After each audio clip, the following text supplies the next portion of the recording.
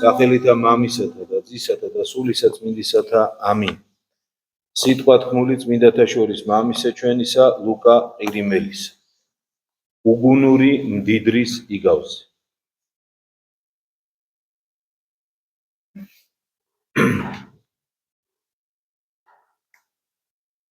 ეს ჩვენს მიერ წაკითხული იგავი ქრისტეს მოკლე იგავია და რა სიღრმისეული სიბრძნითა და ჭეშმარიტებით არის აღსავს. უფალი ჩვენი იესო ქრისტე უდამ მოკლედ მეტყველებდა. ამით გვასწავლიდა, რომ მრავლის სიტყვაობას, რომლის მიმართაც მიდრეკილები ვართ, არ მივცემოდით. გაცილებით რთულია მოკლე, სხარტი და ძლიერი საუბარი, ვიდრე სიტყვაობა. ამ პატარა იგავში, რაც ჩვენთვის საჭიროა, ყველაფერი ნათქვამია. აჩვენებია ორი გზა, რომელსაც მიუყვებიან ადამიანები. მოთხრობილია მათზე, ვინც წმინდა წერილში ხორციელ, სამშვინელის მიერ ადამიანად მოიხსენიება და ასეთების რიცხვი განუზომლად დიდია და მათზე, ვისი რაოდენობაც შეუდარებლად მცირეა, სულიერ ადამიანებზე. მითითებულია ცხოვრების ორ ბილიკზე. ერთი სხეულს და მის ავხორცობას ემსახურება, ხოლო მეორე სულის მსახურია. კარგად გაიაზრეთ, ღრმად ჩასვით ამ მოკლე და საკვირველი ძალის მქონე იგავის არსს. რაზე ფიქრობდა ეს საბრალო მდიდარი, როდესაც აურაცხელი მოსავალი მოიყვანა. ძველ ბეღელს დავარგო და ახალს ავაშენო, რომ კარგად დავაბინაო მარცვალიო. აი რაზეც უხდა ის. წყეულო, უგუნურო, დანა არიცი, როგორ მოიქცე, თუ ვერ ხედავ შენს ირგვლივ უპოვარ და მშიერ ადამიანებს, რომლებსაც არაფერი აბადია. მათზე არ გიფიქრია, მხოლოდ საკუთარ თავზე ზრუნავ. ბრძნული გადაწყვეტილება მიიღე. ახალი, უფრო დიდი ბეღელი ააშენე. მოსავალი დააბინაო და ეს უაზრო, უგუნური სიტყვები შემოსძახო. სარჩო ბევრი მაქვს, ჭამდა ვსვამ და უზრუნველად ვიცხოვრებ. უბედურო, ჭამისა და ღვინის მის გარდა არაფერი განაგებს. მიწიერ, უბადრუგ და არაფრის მომცემლ ხინს მისცემიხარ. თელ სულიერ ძალას უზრუნველი და მაძღარი ცხოვრების მოწყობას ახარჯა. საბრალო. მას ალბათ არასოდეს მოусმენია ქრისტეს სიტყვები. არ გაუგონია უფალმა რა გვითხრა. ნუ იუნჯებთ თქვენ საუნჯეთა ქვეყანასა ზედა, სადამ ღილმან და მჭამელმან გარღვნის და სადამ პარავთა დათხარიან და განიპარიან. ხოლო თქვენ იუნჯებდით საუნჯეთა ცათაშინა, სადა არც ამ ღილმან, არც ამ მჭამელმან განღვნის და სადა არც ამ პარავთა დათხარიან და განიპარიან. რა ხშირად ნადგურდება ჩვენს მიერ დაუნჯებული სიმდიდრე. ზოგჯერ სრულიად მოულოდნელად ნადგურდება და ამ დროს მომხეჭველობას დამონებული ადამიანის სული სასოწარკვეთილებაში, უიმოდობაში ვარდება. კიდევ ერთხელ ბრძანა უფალმა ამის შესახებ დადებული და ღრმა აზრის მქონე სიტყვები.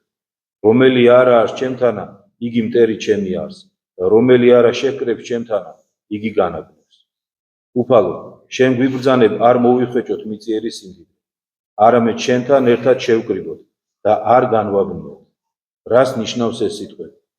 შენთან ერთად ყოფნა, შენთან სიახლოვეს და იმათ რიცხვში ყოფნას ნიშნავს, ვისაც შენი მეგობრები უწოდ. ესე იგი, შენსავით უნდა ვიაზროვნო. ვისურვოთ ის, რაც შენ გსურდა და რის სურვილსაც გვასწავლე. შენ გსურდა, რომ შეგვეკრიბა და არ გაგვებნია. როდის განვაგნებთ? მაშინ, როდესაც უგუნური მდიდარივით მოვიქცევით, რომლის მთელი ძალისხმევა სიმდიდრისა და მიწიერი ფუფუნების მოხვეჭისკენ იყო მიმართული. რისთვის? იმისთვის, რომ იმავე ღამეს მას სული წართმეოდა და მთელ მის ავლა დიდებას სხვა დაჰპატრონებოდა. როდესაც ადამიანი სიმდიდრეს იხვეჭს, ხშირად არაპატიოსანი გზით, განა არ განაბნევს, იგი იმას ფანტავს, რაც ყველაზე ძვირფასია, რაც სულის ერთიანი ჭეშმარიტი საგანძურია. იგი ქარსატანს ყოველივე სიკეთეს, რაც მის სულში იყო დავანებული.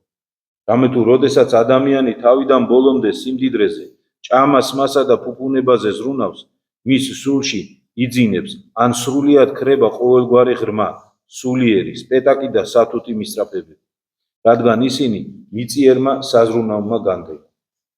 თუ ადამიანმა ქონება დაიუნჯა და საკუთარ თავს ეუბნება, განისვენე, ჭამე და წამე და სულ და იხარე. განა იგი ხორცს დამონებული ადამიანი არ არის? განა თავის ავხორცობას, ვნებებსა და ნაყროვანებას არ მორჩილება?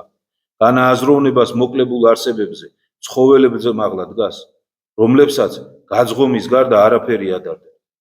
რა უბადრუკი, რა უსუსურია ასეთი ადამიანი. რაც უფრო მეტად იღვიძებს მასში ხორცის მაამებლობა, მით მეტად ფლანგავს მაღალ მისწრაფებებსა და სულიერ საუნჯეს, რომელიც ერთ დროს მისი სულის შემადგენელი ნაწილია. რამე თუ სულიერი საუნჯე შეუთავსებელია იმ ყველაფერთან, რასაც ხორციელ სიამოვნებას დამონებული ადამიანის ჩადის. იგი ყოველგვარ სიკეთეს, რაც ოდესღაც ჰქონია და რომლის შეგროვებასაც უფალი იესო ქრისტე გვასწავლიდა, განაბნევს და ფლანგავს. რას ნიშნავს სიტყვები, რომელი არა შეკრებს ჩემთან?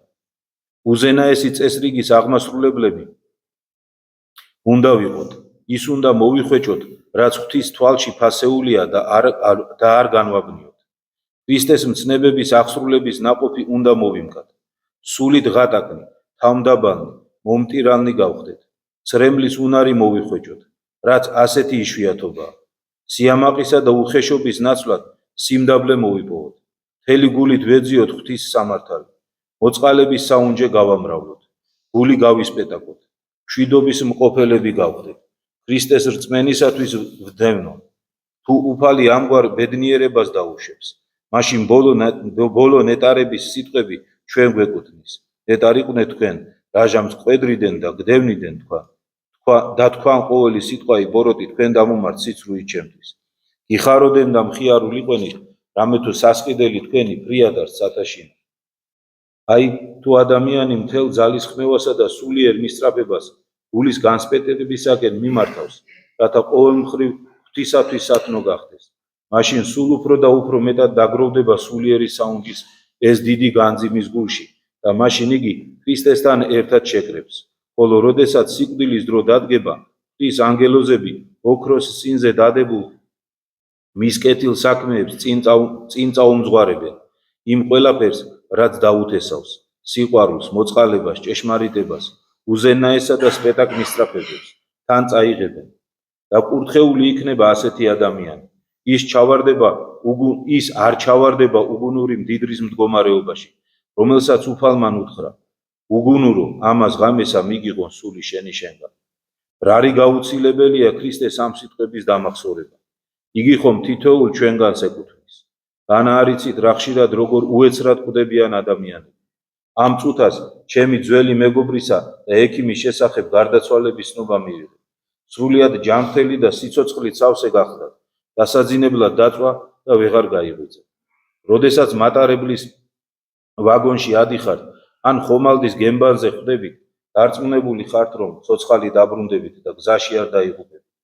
იქნებ სიცოცხლის ნაცვლად რკინიგზაზე დაღვრილი სისხლი, ან ზღვის ფსკერი გელოდება. და თუ ასეა, განა მუდამ არ უნდა გვახსოვდეს ქრისტეს სიტყვები. იყვნენ წელნი თქვენი მორტყმულ და სანთელნი თქვენი აღნდებო. როდესაც ადამიანი შორეულ გზაზე ან მძიმე სამუშაოზე მიდის, წელს მჭიდროდ იკრავს, ხოლო როდესაც სიბნელეში უწევს სიარული, თან ლამპარი მიაქვს და ზრუნავს, რომ არ ჩაუქრეს. ამრიგად, მთელი სულიერი ცხოვრების განმავლობაში მჭიდროდ უნდა შემოვირთყათ სულიერი საფრთხე. მუდმივ ზადყოფნაში უნდა ვიყოთ. თვალყური ვადევნოთ, რომ ლამპარი მუდამ ანთებული გქონდეს და როგორც სახარების იგავიდან 5 სულელ ქალწულს ზეთი გამოელია, ჩვენც იგივე არ დაგვემართოს. სიკვდილისათვის ყოველთვის მზად ვიყოთ. ყოველი დაწოლისა და ადგომის დროს ვიფიქროთ, იქნებ ეს ჩემი ბოლო ღამე ან დღეა. დღეს ტრამვაის ხომ არ ჩაუვარდები, ან იქნებ სხვა გზით მელი სიკვდილი.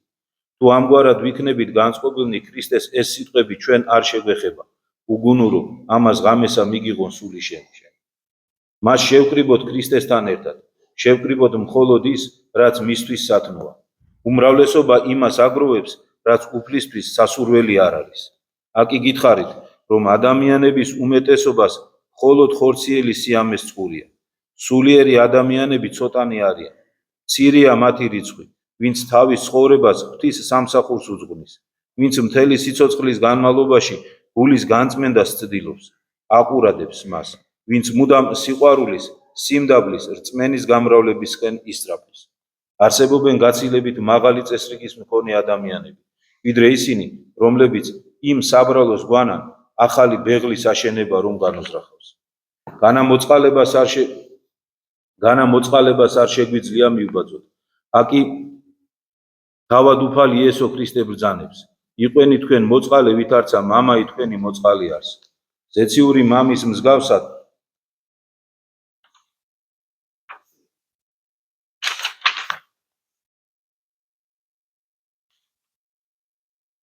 არიან ისეთები, რომელთაც ღრმა სულიერი მოთხოვნილებები გააჩნიათ. ისინი ცხოვრებას ადამიანური სიბრძნის შესწავლას უთმობენ. დაუსრულებლად კითხულობენ წიგნებს, დიდ ცოდნასა და სიღრმისეულ აზროვნებას იძენენ. მათზე რას ვიტყვით? მივაკუთვნებთ მათ რიცხვს, ვინც ქრისტესთან შეჰკრებს. არა, მათ ხორცის მაამებლებს ვერ ვუწოდებთ, მაგრამ ქრისტესთან რომ შეჰკრებენ, ვერც მათ რიცხვს მივაკუთვნებთ. რამე თუ ადამიანური სიბრძნის დაუნჯება ქრისტეს გარეშე, მისი მოხმობისა და მისი რწმენის მიღმაც შესაძლებელია. ასეთი ადამიანები საკუთარი გონებით, ნებითა და ცხოვრების მათეული აღქმით ცხოვრობენ. ისინი თავიანთ ცხოვრებისეულ ამოცანებს ისახავენ მიზნად და უფალ იესო ქრისტეს მიერ მოწოდებულს კი უგულებელ ყოფენ. ისინი სრულყოფილებას ადამიანურ სიბრძნეში ეძიებენ, მაგრამ ასეთ წიგნებში განა სიყვარულის წყარო არსებობს. რწმენის სიმდაბლის მოწყალების საწყის იქ ვერ აღმოაჩენ. ესე იგი, ვინც ამით არის დაკავებული, ის სულიერ საუნჯეს ვერ მოიხვევს. ჩვენ კი ქრისტეს სამწყსოს მორჩილ ცხოვრებს, მუდამ გვახსოვდეს ქრისტეს ეს პატარა იგავი, უგუნურ მდიდარზე, რომელმაც მთელი თავისი სასოება საკუთარ თავსა და სიმდიდრეზე დაამყარა. ვისწრაფოდეთ ქრისტესკენ, რამე თუ ვინც მასთან არ არის, ის მისი მოწინააღმდეგეა. თუ რომელიმე ჩვენგანს თავს დაატყდება ასეთი საშინელი უბედურება, რომ ღვთის ანგელოზებმა უფალ იესო ქრისტეს მოწინააღმდეგეები გვიწოდა. არა, ეს არ მოხდება, არა. მინდა ლუკა ყირიმელის ლოცვით უფალმა შეგვიწყალოს და მოგცეს სიბრძნე, რომ მართლაც ქრისტესთან ერთად შევაგროვოთ. მინდა ლუკამ გითხრა, რომ ეს სიტყვები უგუნურო ამას ღამეს ეშინა მიგიღონ სული შენიო, თითოეულ ჩვენთაგანს ეხებაო და ეს მართლაც ასეა ჭეშმარიტ. დაფიქრდით, სახარებან უგუნური უწოდა ამ ადამიანს, რომელმაც უკვე სიმდიდრე მოიხვეჭა და ის ისე გადაწყვიტა განეგო, რომ არც კი დაფიქრებულა ღვთის ნებაზე. და ჩვენ რას გვიწოდებს უფალი, როდესაც ეს სიმდიდრე არ აგვაქვს და მასზე ოცნებაში უარყოფთ ხოლმე ყველაფერს. აი ამ კაცს ჰქონდა, ის ვერ განაგო უბრალოდ. ჩვენ არ აგვაქვს და დღენია და გამაზე ვზრუნავთ და ვდარდოთ, რომ მეტი ფული შევიძინოთ, მეტი უკეთესი კომფორტი მოვიწყოთ. აი ჩვენ თავს შევეკითხოთ, თუ ყველა ესე არ აქვს. აი ჩვენ დილას ვდგებით, რაზე ვფიქრობთ, რომ აბა ვინმეს დავეხმარო, ვინმე შევეწიო, თუ იმაზე ვფიქრობ, სახში თქვათ უკეთესი ავეჯი შევიძინო, თქვათ ეზო უკეთესად მოვაწყო, უკეთესი მანქანა, უკეთესი სახლი, ჩემი შვილებისთვის უკეთესი ჩასაცმელი, საჭმელი. თუ ამაზე არის ჩვენი ფიქრი დღე და ღამე, მაშინ მართლაც ღმერთმა დაგვიფაროს, იმიტომ რომ მოვისმენთ ამ სიტყვებს ღვთისგან. ამიტომ უნდა შევეცადოთ, რომ აი როგორც წმინდა ლუკამ თქვა, რომ ყველაზე იოლი გზა იმისკენ, რომ ადამიანი სულიერ ცხოვრებაზე ფიქრობდეს, არის ის, რომ ყოველდღე დაფიქრდეს, რომ მისი ეს დღე შეიძლება უკანასკნელი იყოს. მართლაც არავინ არ შეგვპირებია, არც ერთ ჩვენთაგანს, რომ ეხლა დღეს თუნდაც დღევანდელი ღამე დაგვიღამდე. რამდენი ჩვენი ახლობელი და მეგობარი გასულა ისე ამ ქვეყნიდან, რომ აი აბსოლუტურად სახსალამათი და უცბად გაგვიგია ამბავი, მართლაც აი თავისი მეგობრის ამბავი მოიყვანა წმინდა ლუკამ, ხო, დაიძინა და დილას აღარ გაიღვიცა. ნახეთ, ეს თითოეულ ჩვენთაგან შეიძლება მოუვიდეს. და ამან კი არ უნდა დაგვთრუნოს პირიქით, ამან უნდა გაგვამხნევოს და მეტი ძალა უნდა მოგმატოს იმისთვის, რომ ის დღე და ის საათი და წუთი, რომელიც მოგცა ჯერ ღმერთმა, რომ სუნთქავ, გამოვიყენოთ იმისთვის, რომ როდესაც წარდგებით უფლის წინაშე, მისმა ანგელოზებმა, აი როგორც წმინდა ლუკამ თქვა, ჩვენს წინ წაამძღვანონ ის კეთილი საქმეები, რომელიც ცხოვრებაში ვიკეთებია. მომხეჭველობისკენ უფალი მიბიძგებს, ის გვეუბნება, რომ შეჰკრიბეთ ჩემთან ერთად, დააგროვეთ ჩემთან ერთად. მაგრამ რა კარგად შენიშნა წმინდა ლუკამ, რომ აი რა უნდა დააგროვო. არა ფული, არა კეთილდღეობა, არა კარგი სახლები, მანქანები და ასე შემდეგ, რომელიც მართლაც ძალიან ხშირად ესე თვალის დახამხამებაში ქრება ხოლმე. არამედ დააგროვე კეთილი საქმეები. არ დააგროვო შეურაცხყოფა სხვა ადამიანების, სხვებზე ზემოდან ყურება, რომ ამ ქვეყანაში დიდკაც გიწოდებდნენ. პირიქითო, წმინდა ლუკა გვეუბნება, დააგროვე სიმდაბლე. მოითმინე შეურაცხყოფა უფლისათვის. იმიტომ რომ თუ ამას გააკეთებ უფლისათვის თუ მოითმე შეურაცხყოფას და დაიმდაბლებ თავს, მაშინ თვითონ უფალი გეუბნება, რომ ფრიად არის შენთვის საზღაური, სათაშინა. თავად უფალი გეუბნება, რომ ძალიან დიდია საზღაური ამ ყველაფრისათვის. ესით ეს უნდა იყოს ჩვენი საზრუნავიც. ესით ადამიანი, როდესაც რაიმეს შეიძენს ამ ქვეყანაზე, უნდა ფიქრობდეს, რომ აბა მე ამით ეხლა სულიერის რისი შეძენა შემიძლია. აი ღვთის წინაშე რისი დაგროვება შემიძლია. ესით ამას უნდა ვფიქრობდეთ, მაგრამ მოდით ვაღიაროთ, რომ ამას კი ხანდახან ალბათ ვფიქრობთ, მაგრამ ძალიან იშვიათად. ძალიან იშვიათად. არა და სულ ამაზე უნდა ფიქრობდეს ადამიანი, რომ დააგროვოს, აი როგორ კარგად შენიშნავს, აი რა არის მაინც რომ ადამიანი სულიერად რომ ძალიან დიდარია, როგორ ვითითებს ხუთი სულელის ქალწულის შესახებ და გვეუბნება, რომ ისე არ მოგვივიდეს, რომ როგორც იმათ ბოლოს გამოელიათ ზეთი, სულ ბოლოს გამოელიათ ზეთი. როცა უკვე უფალი მოვიდა, აი მაშინ ჩაუქრათ ლამპრები. ანუ მათი საქმეები მაშინ დაიშრიდა. ესე რო არ მოგვივიდეს, ყოველ წუთას უნდა ვიშრომოთ. სახარებაში ხო ყველაფერი ჩვენთვის არის დაწერილი, სხვისთვის ხო იქ არაფერი არ არის. ამაში დაგვეხმარება მუდმივ სიკვდილის ხსოვნა. აი ამ საწოდავ მდიდარს რომ სიკვდილი ხსომებოდა, ამას ხო არ გააკეთებდა. ხო მიფიქრებდა ის, რომ მომივიდა შემოსავალი, მე ისედაც მაგ დიდარი იყო, წარმოიდგინეთ. მე ისედაც მაგ ყველაფერი და მოდი, ეს შეიძლება მოვყდე და გავცემ ამას, რომ ღვთის წინაშე დავაგროვო საზღაური. მაგრამ არა, რადგან მას სიკვდილი არ ახსოვდა და ეგონა რომ ძალიან დიდხანს იცოცხლებდა ამ ქვეყანაზე, ამიტომ კარგად მოიწყო აქაური სამყოფელი. შედეგი კი ვიცით, ახლა ამაზე აღარ შევჩერდით. ღმერთმა დაგვიფაროს ამისგან, კიდე ერთხელ დავიმეორებ, ღმერთმა მოგცეს სიბრძნე, რომ ეს ცხოვრება, რომელიც ჩვენთვის მოცემული არის ზეციური სამეფოს დასამკვიდრებლად, ამ საქმისთვის გამოგვეყენებინოს. ღმერთმა დაგლოცო და გაგვართ.